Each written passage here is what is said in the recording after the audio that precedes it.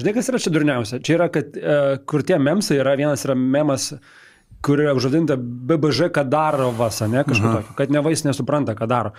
Šiaip Ūlė, žinai, tu gali ten kritikuoti visaip. Yra su vienu aukščiausiu IQ žaidėjų, kuris tiek daug apie viską galvoja, apie krepšinį, apie aikštelę, apie veiksmus, apie kas bus toliau.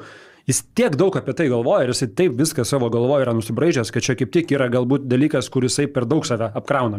Bet šiaip jo žaidimas tikrai, bent jau blogo įspūdžio tikrai nepadarė. Nedarė nieko papildomai, kas kenktų komandai, o čia... Teisingiau pusiau kablė, taip, ir čia matom, kad būtent prieš tą žaidėją tikrai... Gynybiniai užduočiai paskirta žaidėja šiandien. Čia vėl mikrodvikova prieš Šamačių.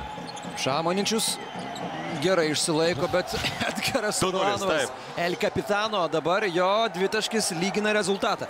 Čiukai yra, ypatingai Dontaholas yra labai sunku, tritaškai kol kas ne. Ojojojojoj, čia derinys Markusui Havardui pastatyta užtvara, Ulanovas skuba prie varžovų metiko ir įšoka į jo cilindrą. Francisko Ulanovas atakuoja Monekį, Edgaras Ulanovas labai toli nuo krepšio, jis yra prarastas kamuolys, prarasta koncentracija ir iš toli. Birutis padeda gynyboje Dovydui Giedraičiui, toliau juda kamuolys ir čia gudriai žaidžia Vitorijos Baskonė, 2 taškai ir pražanga. Dontaholo naudingiausia kol kas rungtynių žaidėjo apgaulingo judesio. Taip aktyviai gynėsi perimetre prieš Havardą, Birutis su Giedraičiu, Dontaholas tiesiog ten įsikūrė stovyklą baudos aikštelėje. Dar ir...